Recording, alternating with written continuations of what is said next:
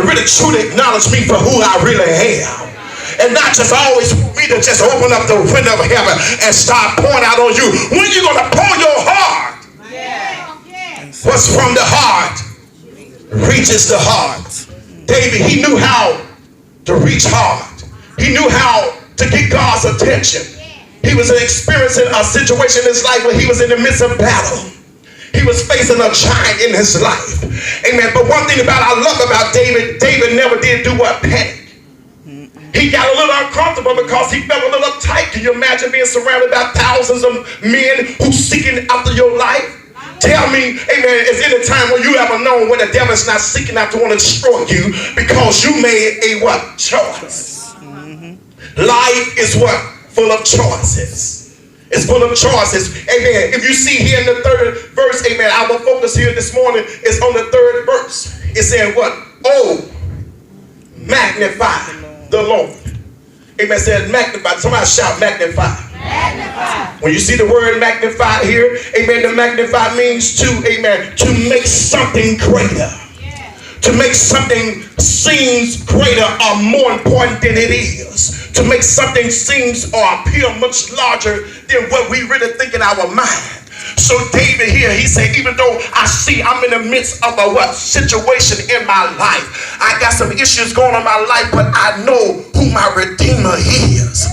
Amen. So guess what? I got to let the devil know that you may try to come at me being as a big giant, but I serve somebody who's much bigger than you are.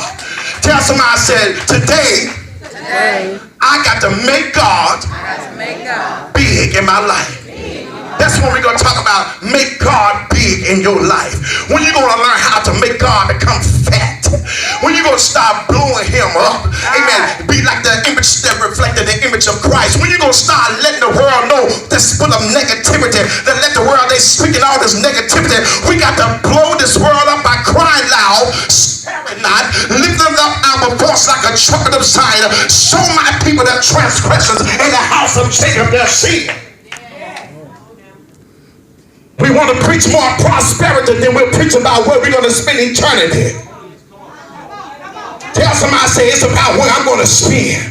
I need you to help me. I don't need you preachers to compromise. Amen. Amen. Trying to feel sorry for me. But I need you to tell me the truth.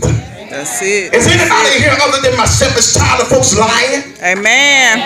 Are you tired of all the backbiting? Amen. Are you tired of people making promises that they can't keep? Amen. But even though when folks tell you one thing, but at the same time, you already know they're not going to fulfill what they say. But we serve a God who's big enough that your situation is nowhere near that he cannot even handle. Is there anything too hard for God?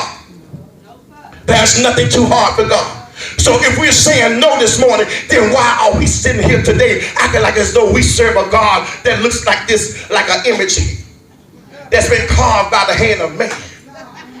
Now, if the Buddhists can sit and look at a statue that does not speak, that does not move,